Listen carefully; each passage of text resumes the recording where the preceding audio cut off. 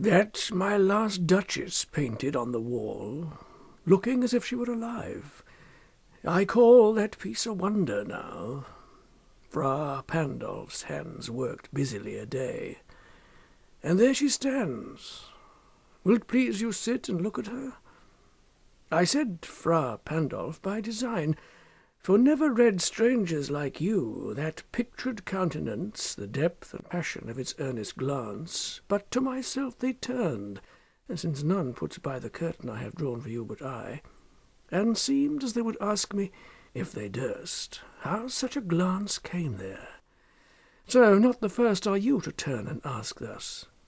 Sir, 'twas not her husband's presence only called that spot of joy into the Duchess' cheek.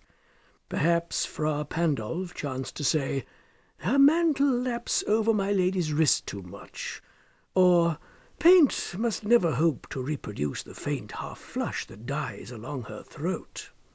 Such stuff was courtesy, she thought, and cause enough for calling up that spot of joy. She had a heart, how shall I say, too soon made glad, too easily impressed. She liked whate'er she looked on, and her looks went everywhere. Sir, 'twas all one, my favour at her breast, the dropping of the daylight in the west, the bough of cherries some officious fool broke in the orchard for her, the white mule she rode with round the terrace.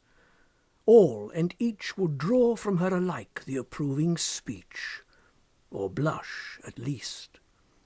She thanked men, good, but thanked, somehow, I know not how, as if she ranked my gift of a 900-years-old name with anybody's gift. Who'd stoop to blame this sort of trifling? Even had you the skill in speech, which I have not, to make your will quite clear to such an one, and say, "Just this or that in you disgusts me. Here you miss, or there exceed the mark," and if she let herself be lessoned so, nor plainly set her wits to yours, forsooth, and made excuse, e'en then would be some stooping, and I choose never to stoop. Oh, sir, she smiled, no doubt, whene'er I passed her, but who passed without much the same smile? This grew. I gave commands.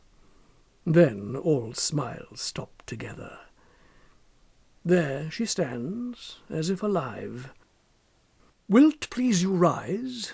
We'll meet the company below, then. I repeat, the Count your master's known munificence is ample warrant that no just pretence of mine for dowry will be disallowed. Though his fair daughter's self, as I avowed at starting, is my object. Nay, we'll go together down, sir. Notice Neptune, though, taming a sea-horse, thought a rarity, which Claus of Innsbruck cast in bronze for me.